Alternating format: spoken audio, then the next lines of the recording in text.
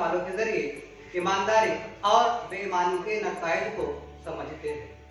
मिसाल number 1, ELISA ने जरमीन से पेंसिल मांगी। लिखना खत्म होने के बाद अलीजा ने पेंसिल जरमीन को वापस दे दी।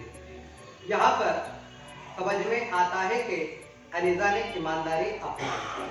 मिसाल नंबर 2, शमा साइकिल पर से गिरी, लेकिन अपने वालिदा को बताते वक्त उसने कहा कि मुझे नेहा ने गिराया।